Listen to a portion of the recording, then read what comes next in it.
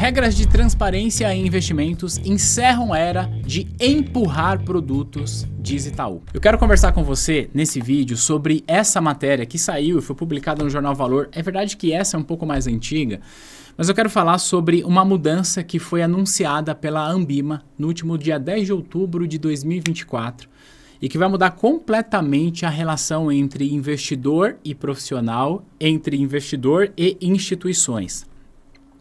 O que está acontecendo diante dos nossos olhos é uma revolução no mercado financeiro de capitais. Que bom que isso está acontecendo, isso vai trazer mais transparência para o nosso mercado. E você que trabalha no mercado financeiro precisa estar preparado e preparada para isso. E você que não trabalha mais e investe no mercado financeiro, é importante entender o que de fato está acontecendo. Bom, deixa eu me apresentar para a gente começar a falar e você entender onde você está e por que eu trago esse assunto. Meu nome é Thiago Feitosa. Você está no canal da T2 Educação. Aqui nesse canal eu ajudo você a ser profissional de mercado financeiro completo, porque aqui eu ajudo você com as principais certificações que o mercado financeiro tem, CPA 10, 20, CE, Ancord, CFP, CFG e tudo mais. Além disso, eu trago estudos de caso para que você esteja atualizado e atualizado em relação ao mercado, então considere se inscrever no nosso canal para você não perder nenhum vídeo, tá bom? É só clicar aí, seguir o nosso canal e ativar as notificações. Bom, é o seguinte, o que de fato está acontecendo e por que eu digo que está acontecendo diante dos nossos olhos uma revolução importante no mercado financeiro de capitais, que é positiva, é bom a gente ter em mente isso. Antes da gente entender o que de fato está acontecendo, vamos entender qual que é o problema e aí a gente vai entender por que esse assunto veio à tona o ano passado e entra em vigor agora em novembro de 2024. Deixa eu só ligar o ar aqui que o negócio acabou esquentando muito. Bom, vamos lá. Primeiro, existe conflito de interesses no mercado financeiro? Óbvio que sim. Agora, a gente também precisa ser maduro e entender que o conflito de interesses não é uma exclusividade do mercado financeiro. O conflito de interesses existe em toda relação comercial. Toda relação comercial. Se você sai da sua casa, vai numa loja de roupas para experimentar uma roupa e comprar, e você pede a opinião do vendedor, ele vai dizer o que para você? Que aquela peça ficou boa em você porque de fato ficou ou porque ele precisa vender aquilo para cumprir a meta dele? Só estou falando isso para que você entenda. O conflito de interesses existe em toda a relação comercial. O que ocorre é que no mercado financeiro, talvez no mercado financeiro e no mercado da saúde, por exemplo, é um mercado onde há uma assimetria muito grande de informações. O que eu quero dizer com isso é que essa assimetria é que a informação não é igual. O que eu quero dizer é que o profissional detém muita informação a respeito daquele produto que ele está vendendo e o cliente detém pouca ou muitas das vezes nenhuma informação sobre o produto que ele está comprando. Isso é assimetria de informação. Se a gente volta lá no exemplo da loja que eu disse que tem conflito de interesses, veja, não há assimetria de informação, porque você consegue olhar no espelho e saber se aquela peça ficou boa ou não. Então, aquilo que o vendedor está falando, você vai falar, ele está falando porque ele quer vender ou não porque de fato ficou boa. Só para que você possa entender o conflito de interesses, mais uma vez, e ele é um assunto amplamente discutido no nosso mercado por conta dessa assimetria de informações.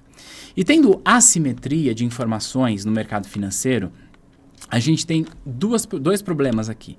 Primeiro, a gente tem problema de gente mal intencionado, profissional mal intencionado, que enxerga nisso um campo fértil para oferecer o produto errado para o cliente errado, porque ele está ganhando comissão e aí não está nem um pouco preocupado com o cliente lá na ponta. E tem um outro ponto, que é quando a própria instituição pressiona o profissional para vender produtos que talvez não faça sentido naquele momento para aquele cliente ou é mal ofertado. Então, a gente tem essa discussão há muito tempo sobre o tal conflito de interesses no mercado financeiro.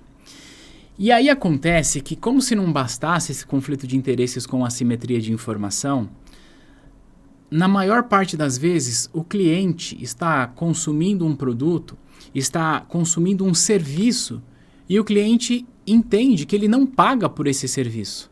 Eu vou dar um exemplo. O mercado de assessoria de investimentos, que é um mercado que cresceu muito nos últimos anos, a maior parte dos assessores de investimentos oferece serviço para o cliente sem cobrar do cliente. E o cliente não sabe que ele está pagando. Problema, meu amigo, o problema, minha amiga, é que não existe almoço de graça. Se você investe através de um assessor de investimentos, se você investe através de um gerente bancário onde você tem lá a consultoria desse gerente e você não paga por isso, sabe? Se você não paga pelo produto ou pelo serviço, provavelmente o produto é você. E eu estou falando isso para que a gente possa entender que onde está o problema? O problema está no conflito de interesse? Não. O problema está na assimetria de informação? Também não. O problema está em a gente não trazer a transparência para o nosso cliente, que eu, ao atender esse cliente, sou remunerado por isso e posso receber comissão. E, mais uma vez, não tem nada de errado em você receber comissão sobre o produto que você está oferecendo. Só que você precisa deixar claro para o cliente que o produto que você está oferecendo para ele é porque faz sentido para ele naquele momento e não por conta da sua comissão. Aí vem a CVM, o ano passado, e traz a resolução 178, que é a resolução que mudou muito a visão do trabalho do assessor de investimentos, dando maior poder para o assessor de investimentos oferecer outros produtos, e traz também a resolução 179. Resolução 179 que foi publicada o ano passado, mas que entra em vigor agora, dia 1º de novembro de 2024. E, em razão disso, a ANBIMA, que é a Associação Nacional das Entidades do Mercado Financeiro de Capitais, que, aliás, é a mesma associação que prepara os exames de certificação da CPA 10, CPA 20, CEA, CGA, CFG e CGE, tá bom? Ela publicou uma mudança no seu código de distribuição e a gente vai ver isso, ok? Bem, é o seguinte, estou aqui no site da ANBIMA, tá? E aí no dia 11 ela publicou isso e temos aqui, ó. Publicamos nesta quinta-feira as novas versões do Código de Distribuição e de Negociação e suas regras e procedimentos atualizadas em função da Resolução 179. Bom, eu não sei se você sabe, mas a ANBIMA, que é a Associação Nacional das Entidades do Mercado Financeiro de Capitais, ela tem, entre outras coisas, códigos de melhores práticas que devem ser observados pelas instituições que fazem parte da associação. Todas as instituições financeiras, se não todas, mas a maior parte das instituições financeiras fazem parte da ANBIMA e, portanto, precisam seguir isso, tá? E aí, dentro desses códigos, ela fez uma mudança aqui, ó, no código de distribuição, apertei o botão errado ali, que a gente vai ler aqui nesse ponto, rapidinho, tá? O que muda no código de distribuição. Agora, as instituições devem manter, na parte logada de seus sites e aplicativos, informações quantitativas sobre as remunerações recebidas pela comercialização de valores mobiliários. Se o atendimento for em agência ou em telefone, o informe deve ser disponibilizado em até 3 dias úteis. Os investidores também devem ter acesso a um extrato trimestral com essas informações a começar em janeiro de 25, com dados relativos a novembro e dezembro de 24. Então quer dizer que, a partir do dia 1º de novembro, as instituições precisam já deixar na área logada para o cliente o quanto que ela está recebendo de comissão por distribuir um produto de investimento. E a partir de janeiro do ano que vem, ela precisa disponibilizar um extrato trimestral. Então, nesse caso, o primeiro extrato vai ter só novembro e dezembro. No caso do investimento em fundos, o investidor deve ser informado sobre a taxa efetiva e a estimativa da taxa de distribuição variável no momento da contratação. Essa informação deve ser acompanhada de um aviso obrigatório de que, em razão de acordos comerciais existentes entre o distribuidor e o gestor, essa estimativa pode mudar e ser diferente da divulgada no extrato trimestral. As remunerações sobre o serviço de intermediação no exterior também devem ser divulgadas aos investidores na política de remuneração. Olha só, a gente pode ler aqui, tá? E clicar aqui, ó, no código de distribuição. Se eu clico aqui, a gente abre o próprio código, que obviamente a gente não vai ler o código inteiro, são muitos documentos, muitas páginas, mas especificamente aqui, ó, ele fala sobre o objetivo da atividade de distribuição de produtos de investimentos.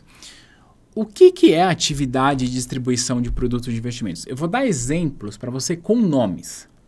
Se você, por exemplo, é cliente da XP Investimentos e através da XP Investimentos você coloca o seu dinheiro lá e você investe, por exemplo, num CDB do Banco Pan, que é o que pode acontecer, a XP está distribuindo esse CDB para você.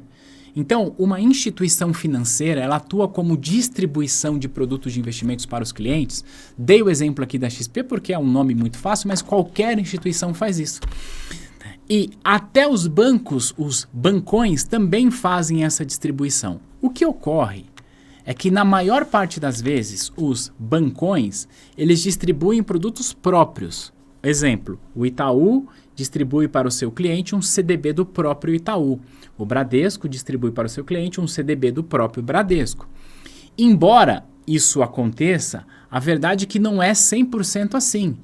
O Itaú, por exemplo, tem a plataforma aberta lá no Personalité, onde através do Itaú você compra um produto de outra instituição. Onde através do Itaú você compra cotas de um fundo de investimentos que é gerido e administrado por outra instituição.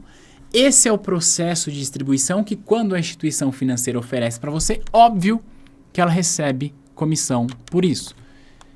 E não tem nada de errado aqui, ok? Toda a relação comercial acontece isso. Um ponto que me chama a atenção, que eu quero trazer para você, é, divulgação da remuneração. Então aqui a partir da página 10, se você quiser ver, a Ambima trouxe todos os detalhes de como tem de acontecer, mas eu separei um único ponto aqui, que é esse ponto aqui que está no... Deixa eu só ver o artigo aqui, ó. Parágrafo 1º, artigo 8º. O distribuidor deve disponibilizar e atualizar a política de remuneração contendo informações referentes à remuneração recebida direto ou indiretamente pela distribuição dos produtos de investimentos. Quando a gente desce aqui, ele vai mostrar uma informação que me chamou a atenção, tá? Olha só. Referente ao inciso 2, etc e tal, conforme regras do produto, tais como, mas não se limitando a. Então, ele está falando aqui sobre informações que ele precisa disponibilizar. Percentual de taxa de performance, isso aqui é em fundo de investimentos, então quando eu distribuo fundos de investimentos, eventualmente eu posso receber um percentual disso. O spread, esse spread é a diferença de remuneração. O que é esse spread aqui? Só para que você possa dar um exemplo. Aliás, deixa eu te dar um exemplo para que você possa entender. Vou usar mais uma vez as mesmas instituições só para que fique claro, mas isso pode acontecer com qualquer outra. Imagina que eu sou cliente da XP Investimentos e através da XP Investimentos ela está me oferecendo um CDB do Banco Pan, hipoteticamente. O Banco Pan paga, sei lá, 15% de rentabilidade ao ano sobre esse CDB, ok? Só que aí a XP pega isso e oferece para mim, que sou cliente, e digo, olha, se você comprar esse CDB aqui, você vai ganhar 13% ao ano, por exemplo. Essa é uma diferença. Não é bem assim a conta, mas isso ajuda você a entender que há uma diferença entre aquilo que o emissor está pagando e aquilo que o cliente recebe. Essa é uma forma que vai precisar ficar clara também para o investidor. Agora, o ponto que eu deixei para a gente discutir aqui é, ela vai precisar informar a taxa de distribuição, indicando, inclusive, se a remuneração dos profissionais diretamente envolvidos no esforço de venda varia de acordo com o produto de investimento distribuído ou modalidade de produto de investimento distribuído. Ou seja, a instituição financeira será obrigada a dizer para o cliente, olha, você foi atendida pelo meu assessor, você foi atendido pelo meu gerente bancário lá na ponta, e você pagou esse valor aqui de comissão e a remuneração do profissional, ela muda de acordo com o produto que ele vende para você. Isso vai precisar ficar claro para o cliente. E eu quero chamar atenção para isso porque o fato é que, mais uma vez, receber comissão sobre vendas de produtos, isso é a prática normal de qualquer relação comercial. Só que se a gente coloca essa pecha no profissional, no final da história, como a gente diz, a corda vai arrebentar para o lado mais fraco. O profissional, seja o assessor, seja o gerente, seja ele quem for, ele só está ali fazendo o trabalho dele e eu espero que ele faça um bom trabalho. É verdade que devido à assimetria de informações há profissionais mal intencionados? Sim, é verdade, mas a gente não pode generalizar. Gente mal intencionada tem em todo o setor, em toda a indústria. Mas, imagina que você é um profissional que está fazendo o seu trabalho certo e aí a instituição financeira está dizendo, olha, cliente, ele está ganhando mais porque ele está te oferecendo esse produto. O que, na minha opinião, traz para a gente um movimento que vai ser um caminho sem volta de mudança de remuneração dos profissionais. O que é isso? Isso já está acontecendo no mercado financeiro e eu entendo que a partir do momento que essas regras entrarem em vigor, deve se acentuar ainda mais. Exemplo. O assessor de investimentos é aquele profissional que, em tese, não cobra pela prestação de serviço porque ele recebe comissão. Só que muitas casas já estão oferecendo para o cliente a possibilidade de prestar o serviço de assessoria não pelo modelo de commission base, que é esse modelo onde você recebe comissão, mas pelo modelo de fee base, onde o cliente paga um percentual fixo sobre o patrimônio que está sob assessoria. Tá? Isso diminui e muito o potencial conflito de interesses. Porque a comissão, o profissional não vai ganhar mais ou menos se ele indicar um COI ou se ele indicar um CDB. Ele vai ganhar mais ou menos à medida que o patrimônio do cliente sobe. Então isso diminui e muito o potencial conflito de interesses. E muitas casas já estão fazendo isso, oferecendo isso para os clientes. A gente precisa mudar a cultura dos clientes de entender que, olha, tudo na vida tem um preço, inclusive a assessoria de investimentos. A mesma coisa tem acontecido com grandes bancos, que tem diminuído para os especialistas de investimentos a comissão de produtos, mas a remuneração variável dos profissionais vem da performance da carteira dos seus clientes. Ou seja, aqui você tem um interesse do profissional mais alinhado com o interesse do cliente. Você não vai precisar ficar rodando a carteira do cliente para que o cliente pague muita tarifa, muita comissão para você ganhar mais ou ganhar menos. E aí se a gente volta na matéria que eu trouxe no começo desse vídeo, palavras do próprio Itaú há quase um ano, acabou a era de você empurrar produto. Porque agora o bom profissional, ele vai ter clareza para o cliente do quanto ele está sendo remunerado, mas o cliente sabe disso, mesmo que ele receba a comissão, ele está sendo claro para o cliente sabe que o produto que ele está comprando é porque faz sentido para ele e não só para o profissional. Só que o mau profissional, aquele que não se preocupa com o cliente, aquele que está só preocupado com a sua própria comissão, infelizmente há muitos aí espalhados por aí, ele começa a ser exposto. E agora? E aí o meu convite e a minha reflexão para você que trabalha no mercado financeiro, daqui a pouco eu falo com você que não trabalha, mas que investe no mercado financeiro. O meu convite e a minha reflexão para você que trabalha ou que gostaria de trabalhar no mercado financeiro, entenda que as relações comerciais que você constrói, elas devem ser relações de longo prazo. Se você está só pensando na sua meta de hoje, você não vai conseguir construir uma relação que sustente a tua carreira no longo prazo. Então, nunca coloque os seus interesses na frente do interesse do cliente. No longo prazo, essa conta fecha se você priorizar o interesse do cliente. Eu sei que a pressão no banco, a pressão na corretora, às vezes é grande, mas agora com essa transparência que todos serão expostos, fica mais claro para o cliente a decisão que ele vai tomar. Então, lembra que a sua carreira é um projeto de longo prazo e priorize a relação a longo prazo com o cliente. Nunca coloque o seu interesse na frente do interesse do cliente. E para você que investe no mercado financeiro, pensa nas relações que você constrói com os profissionais de mercado financeiro. Se não há alguma transparência no seu atendimento, talvez seja a hora de procurar novos caminhos, novas instituições, novos profissionais, porque há muita gente boa espalhada por aí. Conta aqui para mim qual a sua percepção a respeito dessas mudanças que entram em vigor a partir do dia 1º de novembro. Vai ser muito legal a gente debater isso. E eu vejo você no próximo material. Um grande abraço. Tchau, tchau.